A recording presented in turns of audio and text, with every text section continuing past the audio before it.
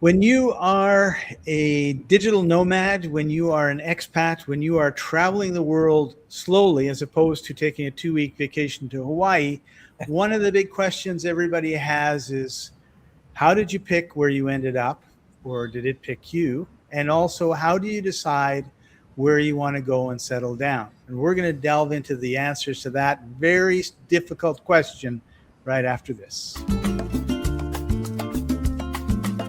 Retirement isn't the end, it's the beginning of discovery. This is the Elder Nomad. Let's explore the world together. Adventure has no age limit. Live your dream life. And now let's get started.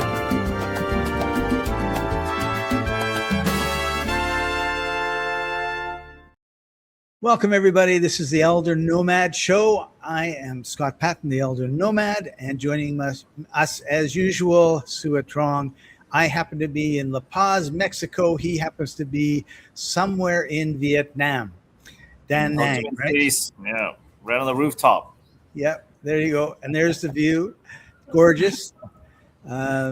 So let's just talk a little bit about where we end up. I think that's a question that everybody wants to know the answer to. And to be honest, the only way you know is by going, right? Yeah. So that's kind of the overall easy answer. But we're going to delve into it deeper. You were working in Vancouver, BC, Canada for a long, long time.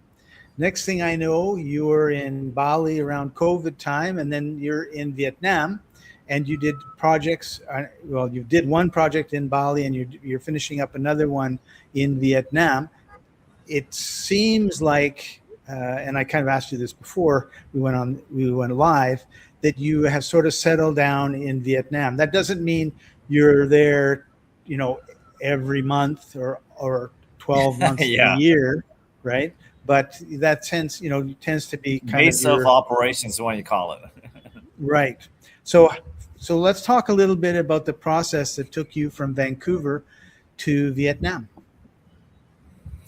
Well, there was never really intention to settle anywhere. As you know, most of us digital nomads, we work wherever the suitcase takes us. A laptop can have Wi-Fi, right? So I was happy. I was happy in Singapore, Thailand, all in Indonesia, Jakarta, like Surabaya. I went all the way to places where I was the only foreigner there. Like you can literally look around, there's nobody else. And just like what was it about Southeast Asia then because I'm the opposite. Like I've been to Southeast Asia, like I think once or twice, right? Yeah. Both times we hung out, but they were like 5 years apart or about maybe longer. I'm not sure. So, but you're kind of and I'm the same, except my area is Mexico to Colombia, right?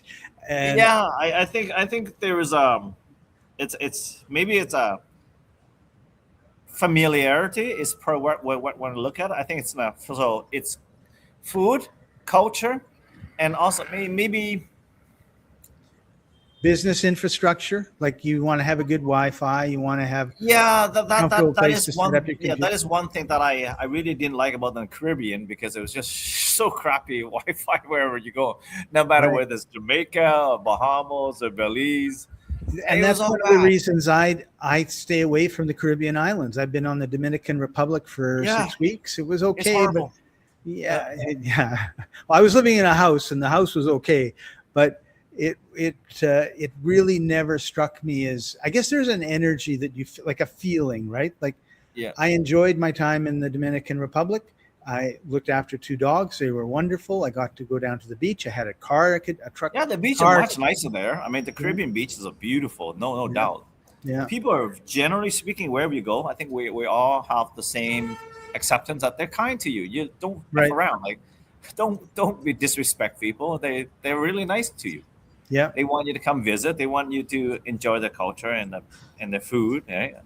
It's always nice. You sit down with anybody, any locals. I just sit down with any locals. Hey, can I share the table with you? Because it's always busy, right? And I'm the only guy, so easy. So what was it that brought you to Southeast? Like you already said, you were in the Caribbean. You didn't care for that. So then you went to Southeast Asia and you decided it was good. Like, did you try Europe or Africa or any place like that? Yeah, before you? I was in Europe. I was in Spain, Portugal, Italy, UK, even Malta. But I don't know. It wasn't the vibe. Is not for me. I mean, I love Italian gelato. I was like breakfast, lunch, and dinner. I think I gained a few Yeah, you kilos can't beat it. just because of gelato. It's so heavily. I don't know how they can make it. Oh, the so Italian food is wonderful. so creamy. I like what in heaven's name did they do? And I found out it was like 28% milk fat in their milk. Yep. So I was like, that's like way extreme. Like we couldn't even get that in Canada. Like maybe like Nope. 18 or something like that, you know?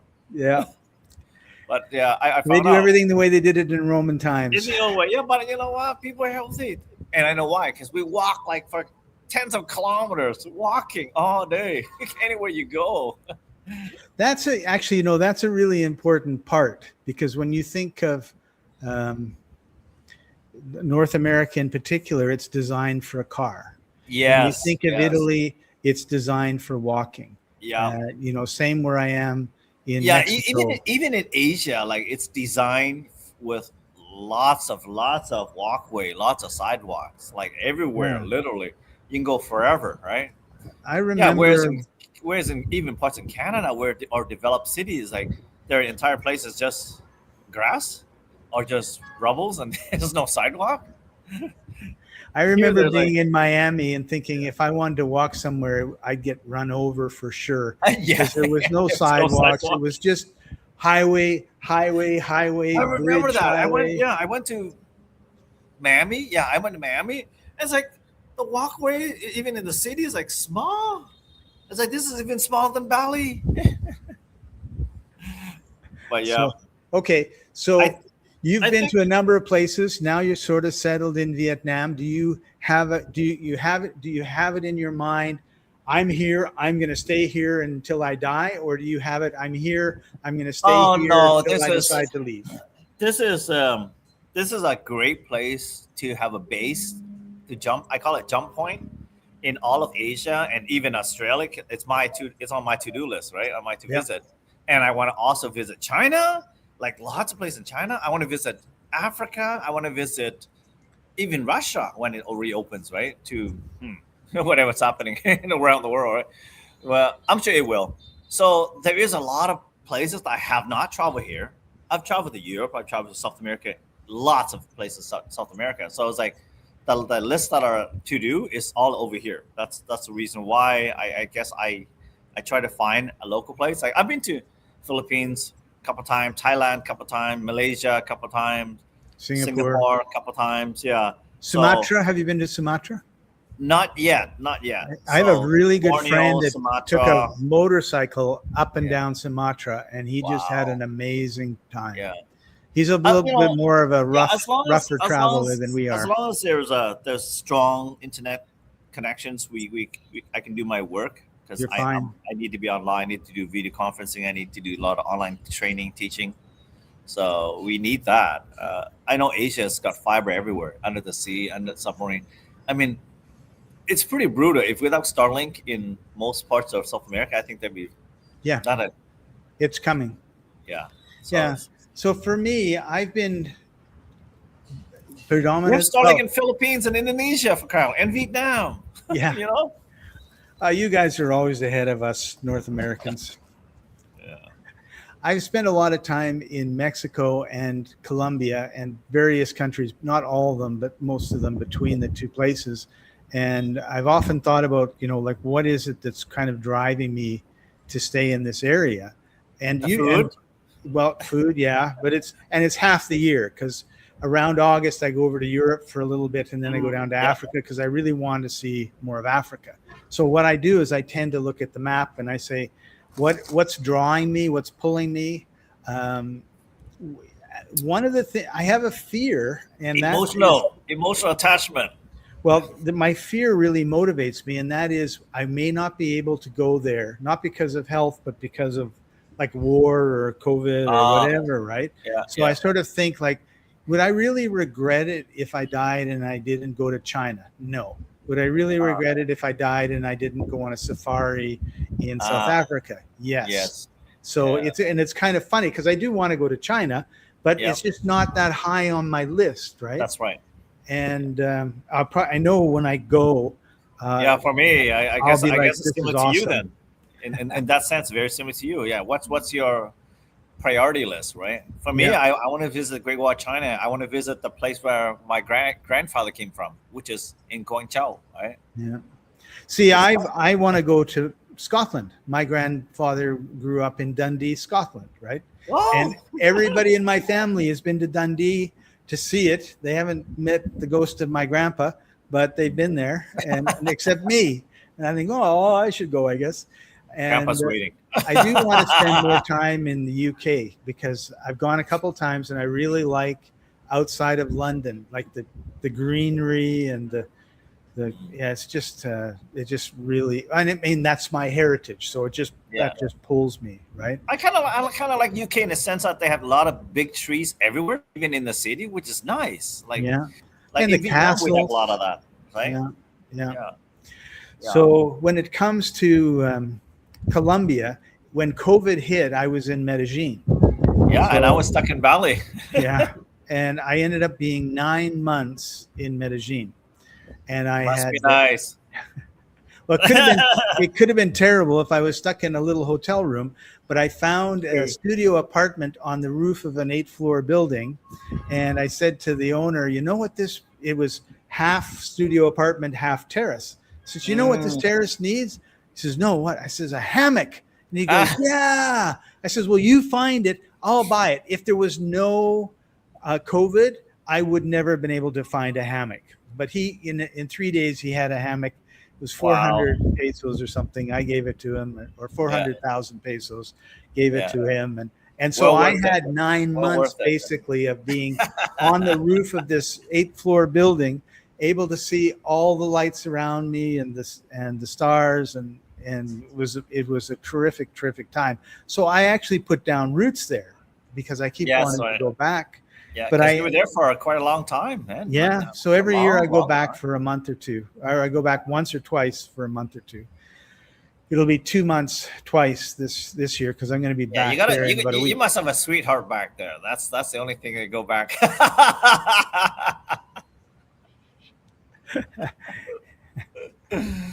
It's okay. We'll come visit. Yes, yeah. It's a lovely country. It's just like you have the mountains and you have the beach. And I find that when I'm on the beach, I miss the mountains. When I'm in the mountains, I miss the beach. So if I'm 2 or 3 months away from the beach, I really want to go someplace that has a beach. And then if I'm my God, man, you can me visit in Dalag. That's where I'm staying at. That's where we build a project in Dalag, and it's a coffee high. It's in the Central Highlands where all the coffees are grown. So it's not hot, not the 100 degrees like it is here. Well, coffee will burn. Like coffee would just die, right? That the leaf would just. Scott will burn, and Scott will just. Die. Yeah, but here's the thing: within 2 hours drive, I'm in the Nha Trang Beach, which is like white sand beach. So you got the mountain and the beach within 2 hours. It's very. It takes 3 hours to go to Whistler. You know what I mean? So I mean, for us, it's right. 2 hours. Great. It's great. Shorter. I can't wait. Yeah, it's gonna be great here. I think for honestly to give an insight of why, I mean, I chose Vietnam now as a base. I didn't really intend to, but the first time I got stuck in Bali for like over 4 months, the first shutdown, and then my brother was in Vietnam. He's got stuff, and they say, "So come visit," and he's been here for like a dozen years. So I said, "Okay, I'm coming," because it's 18-hour flight back home or go to Vietnam 3 hours. So I was like, I'm going to Vietnam. Yeah. And when it came here, I was on the dating scene casually, just what the hell, see what's on here, meet some girls at the local coffee places and just enjoy, right, just chill. And I was meeting this Phuc. I'm meeting her at the coffee shop, Phuc, for the first time. And then when we, in the next week, we're like, yes, I like this girl, so hang out more. And then all of a sudden, COVID shuts down the second time. Oh. So, it was like, you can join me. I got a 2-bedroom, and Ty's like my other brother is supposed to come here and stay with us, but he's not here during that time. I can't remember where he was, but so I was like, yeah, come. So she stayed with me during that time, and we got to really know each other over the next 4 months. I bet.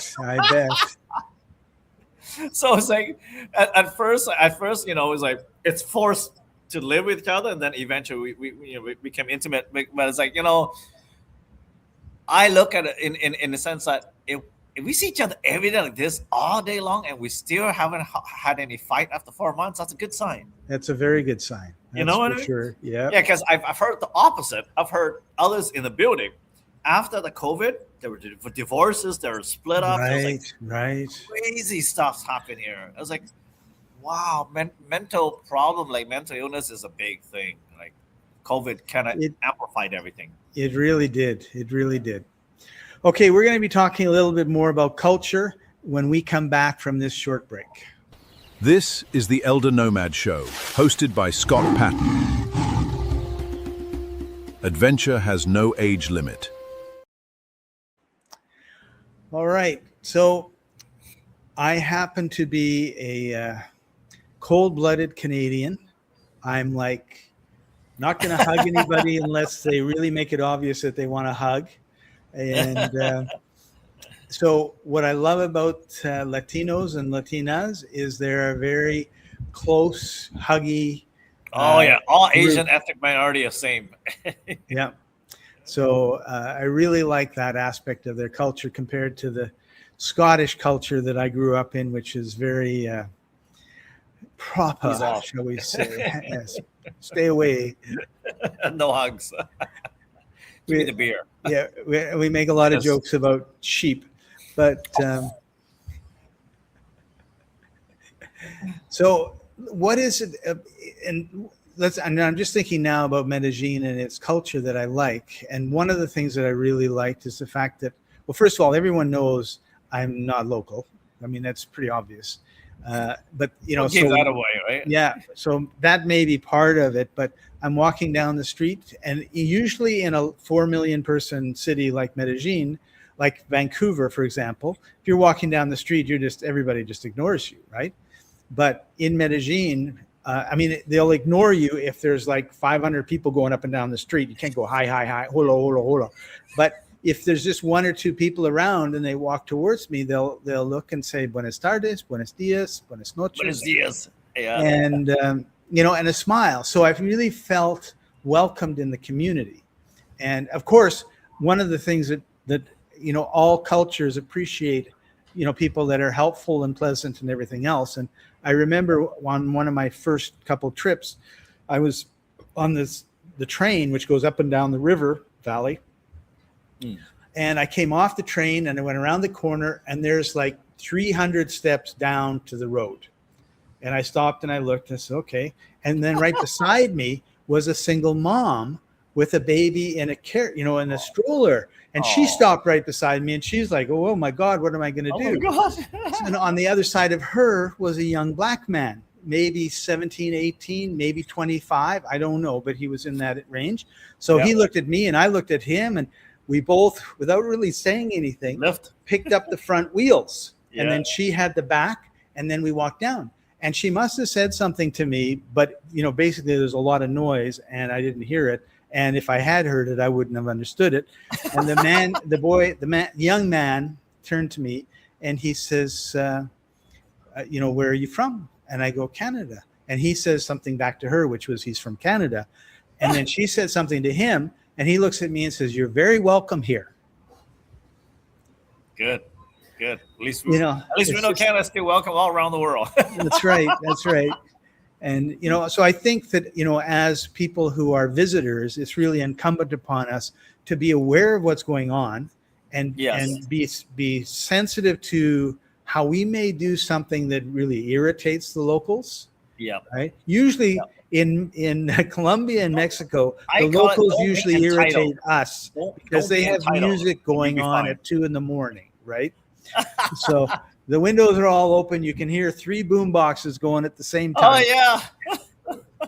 That's a different kind of cultural experience. I mean, similar here, like like this is where we're away from that area, but there's really local people who live. Yeah. They would have karaoke till like midnight on Yeah. a weekday. So Yeah. if you're working tomorrow morning, well, that's tough luck too for you, right? But you know what? They can karaoke until like midnight, and they're up like 4 or 5 in the morning. It's just insane. I don't know how they do it. Yeah, it's quite a lifestyle that they have. Yeah. So Well, they take them afternoon siesta. That's probably how. I mean, that's only a way I can think of, right? So, do you find there's lots of people taking a siesta in the mid afternoons? I find that as further you go away from the city, it's very common. But the city folks has adopted to I would say, unhealthy Western work lifestyle. Right. There are places still. It's amazing, like the banks, the government buildings, all the government places. They shut down for like an hour, 2 hours in the afternoon for siesta. Yeah, it's like I can't do my banking at what? What do you mean? I can come back at 2. You guys only open to 4. I was going to ask how late are they open till? Yeah, it's like 4 or 5, and it's like always huge major lineup. So I really got to get up early and get there when it opens like 8, for example. And then that's the only way you can really get stuff done with the banking world and the government building. Yeah, they have still the old ways of Good. having a life. So Yeah. it hasn't changed. I think that's awesome. Like, I really don't want people to change I mean, what's the point of coming to Da Nang or Medellin if you go shop in the same store that you shopped in at home and you hear the same music? When you roam, be like the Romans. All right? I remember once I was in a taxi driving out to the airport, which is a 45-minute drive from Medellin to the airport, and he had North American music on. And he was a younger fellow, but he wasn't interacting with me at all. And he had this music on. So I said to them, ¿Tienes música de Colombia? And he looked at me and he immediately pushed a button and he had Colombian music on and he sang all the way to the airport. He was just, and I loved it. I said, yeah, like I'm not here in Colombia to listen to music I can listen to at home. Yeah, exactly. But I don't even listen at home. It is sweet. It is actually, yeah, that's one of the odd things that you find too. Like they're trying to please us and we're visiting their country. It's like, no, that's not what I'm here for. I got Britney Spears back home in the 90s when I was ready. I want to hear your music. Like, what do you like? And they love that. They are beautiful. And I hear the locals sing. And that's probably one of the very cool stuff that we see and we take it for granted when we travel is like go to the locals, especially when they have live music. They often have live music. And these are not professional singers. They're just eating and they go up and they just go at it. I was like, wasn't she just eating over there? And now she's up there singing. It's like she's a customer, not a want to work there, right? Not a hired help, right? Not a professional singer. Yeah. And so there are places that I found like coffee shops like that have live music. I love that. Yeah, live acoustic. They just sing it. They would do the instrumental, and they just need a singer. It's like Medellin has something similar and different. And maybe it was I see it all the time. I saw it more during COVID, but they would have musicians going down the street and they would play. And then people would have baskets with rope on it and they would put some money in, drop the basket down and pay the player. And I remember once my son plays the saxophone. So the sax is a special instrument. And this one guy was walking down the street and he was, I don't know where he was on the street.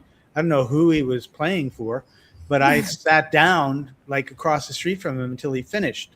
Then I went over, I gave him some money and told him my son, in my bad Spanish, my son plays the saxophone and you play it beautifully.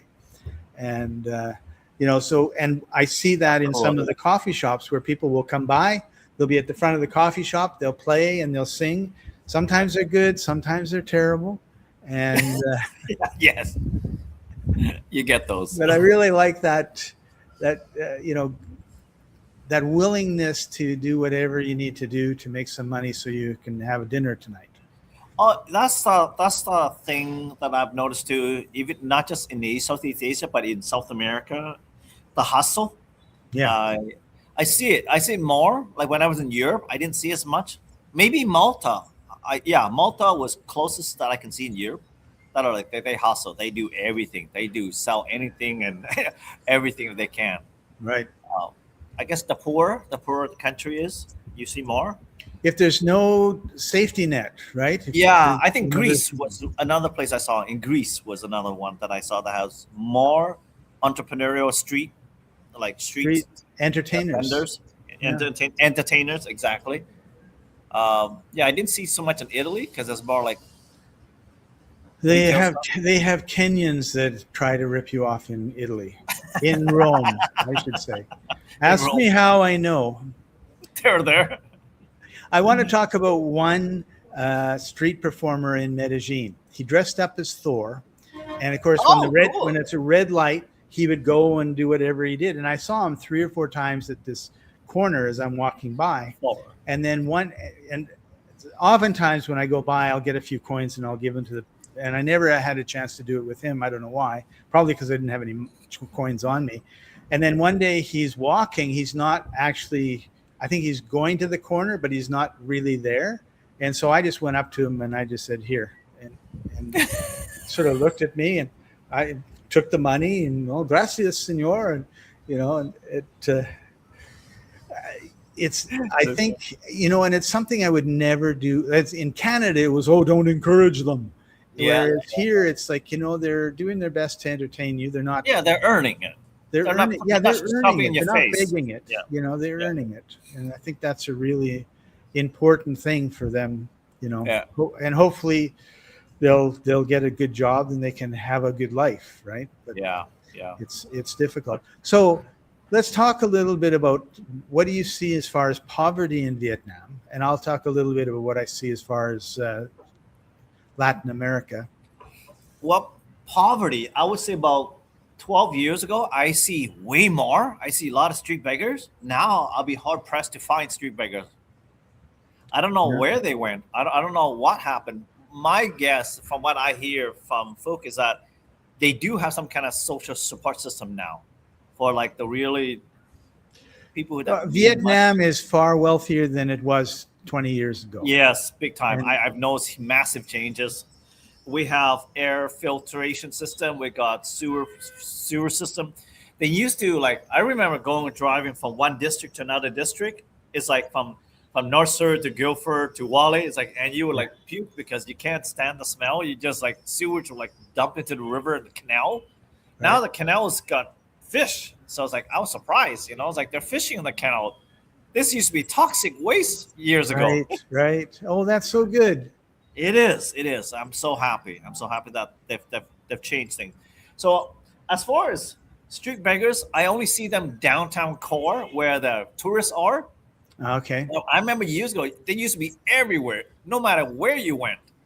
All completely everywhere. Who knows what happened? I don't know. Maybe it's because Vietnam's GDP is growing massive, so everybody's having jobs. Last year was 7.8% GDP. Now it's 8.3 this year. Wow. The fourth quarter. That's awesome. It's nuts. Yeah. Those numbers are astronomically crazy. Cool. But Medellin, where would you travel? How is it in South America? It seems to me there are more people sleeping on the streets in the area that I'm usually in Laureles. Yeah. And before I would see maybe one person, and now it's 5 or 6 or 7. I mean, it's not mobs. There are people that camp out by the creek, and under the bridge and that sort of stuff. But most of the time, I think they're able to get some sort of home, because they have, this is your,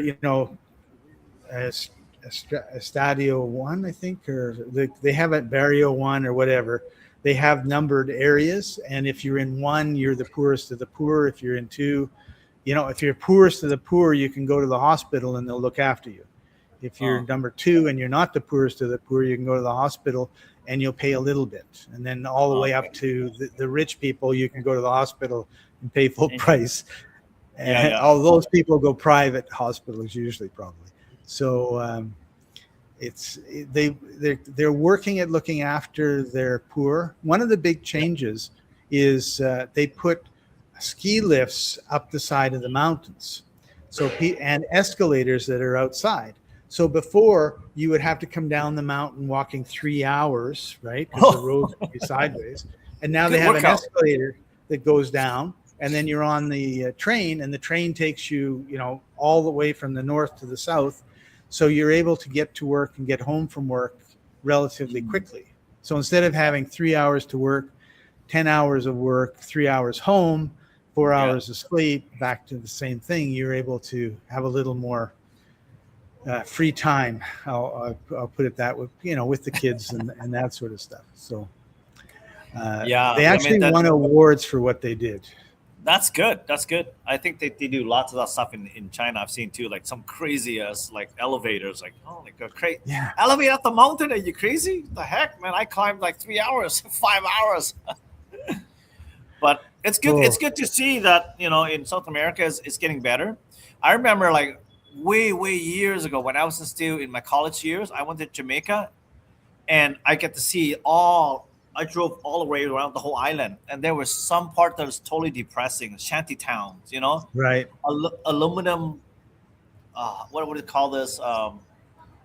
Garden shed. There's a family living in it. So it's like, oh my goodness, it's like it's so hot. Aluminum roof that doesn't work. Yeah, there's still a long ways to go, I think. Yeah, but I also think they're making progress. Yeah, that's good. That's good. Unlike at least one thing that I think all these countries, including Southeast Asia, is a heavy no on drugs. Honestly, I've never seen parts, Surrey, even city that I've grown up from, in Canada, see people just standing in the middle of the road, like in the middle of a nice area, like dazed out. They look like they're like a signpost. It's like, are you okay? Oh, you're drugged out. Yeah. Right? So do you see that in Vietnam? No, they don't. It does not exist. Like marijuana is considered like illegal. Nitrous oxide is illegal. Oh. You know what that means? Wow. Like, the air, the club stuff. Yeah, like and even social drugs. What do we call those? Rave drugs. Just keep your energy up and you can go all night kind of thing. Yeah. Those are illegal. So like Wow. they would throw you up in jail up the creek, right? Literally make you work in a pineapple field, get your hands cut, legs cut all day, right? You never want to be thrown in jail ever again. So yeah. Well, I can't say that Colombia has no drug problem because they're a major supplier of cocaine. Oh yeah, because they're working on that. They have a new president, and seems to be taking a hard stand on that. So it'll be very interesting to see. Have you noticed though, like on the streets of Colombia, like do you see a lot of drug addicts? No, you don't. So here's the thing. Here's what I believe. You know what they say? Don't be a user. You're the seller. Don't be the user. Well, I think too that if you're in Colombia and you get caught with something, it's not a fun experience. Whereas we both know it's a slap in North America. That's right. Yeah, and particularly in Canada, and it's just caused more and more problems because they haven't been strict. It's the old spare the rod, spoil the child thing that pretty much. Hopefully we figure it out. Yeah, I hope so too. All right. So what would be one piece of advice you would give to someone who's thinking about traveling about, changing their lifestyle? Go with an open mind. Don't be entitled. Don't get emotionally attached, or else you get stuck wherever you got your emotional attachment to. I got a fiance now in Vietnam when I never intended to stay in Vietnam. I just intend to travel, but you know what? It's okay. 33 different countries I've visited already, so I'm happy. Most of the people that we know, right, don't even get a dozen countries I've visited. All right. That's right. I think just have an open mind. Don't bring entitlement. Do not bring any of your entitlement and any of your upbringings wherever you go. Just say, be a good guest. Different here. Yeah. Yeah. Do what the locals do. they'll be happy Be to with the accept. locals, yeah. Yeah, be with the locals. My advice would be, there are people that have done this successfully. They've just packed up and they've moved to Panama City, or they've moved to Tokyo or whatever with Yep, no idea what they were getting into. But that's not my advice. My advice would be to, if you want to go to Colombia or Panama or Ecuador or Vietnam, and you think, yeah, I want to live there or whatever, go there and try it on and see, right? Yep. Because first of all, there's so many amazing places in the world. I love Greece and I love the Greek islands, and I never really Donaires are amazing. would, yeah. Gerald's. You don't want to go and, like, there's a difference between my dream and then making the dream a reality. Sometimes it's better the dream is the dream and that's it. And because when you try to make it a reality, you realize there's a whole bunch of stuff going on that you didn't think about. Yep. And, like Colombians singing at 2 a.m. to loud music with everybody having the window open because it's too hot to close them. Yep. And, and so go to Malaysia, Indonesia, where the Muslims are in the city. You got 4 a.m. wake up call, 4 a.m. prayer call. It's like, oh my God. I went through that in Morocco. It just drove me crazy. It did. It drove me nuts. To say, I'm not going back here again. So just to go and experience it. And what I like to do at the beginning of every year is I take out the world map and I think, what are some places that I want to go? And I don't care if I've been there before, because I know that there are different levels. Like the first time I went to Panama, I didn't like it at all. I never wanted to go back. But then I had some house sitting and I was outside of Panama City and I was in the highlands and I was at the beach and I thought, oh, this place is awesome. Yeah. So, to never judge your first trip, because your first trip, you're just kind of like feeling your way around. But one country has such a huge diverse landscape and even cultural differences even within that country, right? North, south, east, west, right? Yeah. And they're all like that. I mean, Canada, if you're on the West Coast and you're trying to talk to somebody from the East Coast, good luck understanding them. Yeah, that's true. That's so true. So, thank you very much. Thank you very much for taking time out of your busy day to share this with us. I really appreciate you. Thanks for joining us, everybody. This has been the Elder Nomad Show. Adventure has no age limit, and we'll see you next time. Bye for now.